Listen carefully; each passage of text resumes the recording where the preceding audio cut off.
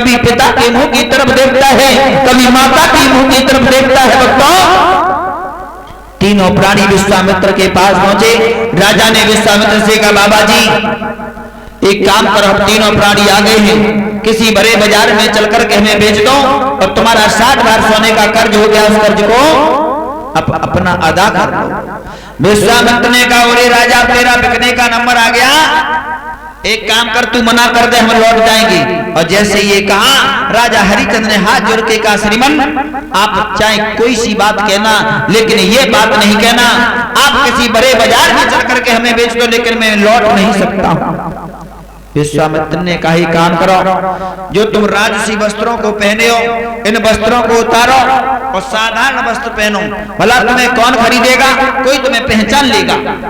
भक्तों, ये समय है, राजा रानी पुत्र रोहित ने राजसी वस्त्रों को उतारा, उसके बाद पास में आ गए हैं। कौपीन की साड़ी है और साड़ी को पहना है, बेटा के पास एक केवल लंगोटी है और राजा केवल भक्तों एक साड़ी को पहने हैं, लंगोटी कांच मारे खड़ा है और चलने का नंबर आया है।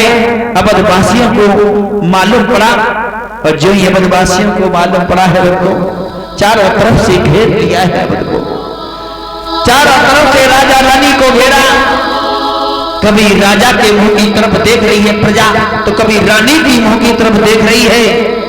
मानो दास दासियां ये कहना चाह रही हो कि आप हमें छोड़ करके जा रहे हो, मानो हमारे हृदय से प्राण निकल के जा रहे हो।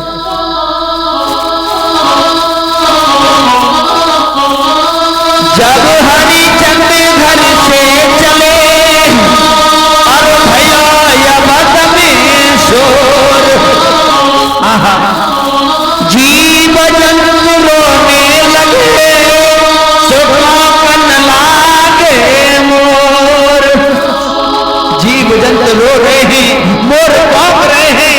आज राजा रानी चलने लगे हैं। राजा ने रानी से कहा, रानी चलते चलते अपनी मातृभूमि को प्रणाम तो करते चलो, क्योंकि जननी जन्मभूमि स्वर्गा सिद्धतिहा, जननी जन्मभूमि स्वर्ग से बढ़कर के बताई गई है। आज अपनी राजधानी को प्रणाम करके चले हैं। आरे छोड़ी चले राजधानी, सभी ताली बजा करके बोलेंगे भक्त बड़े।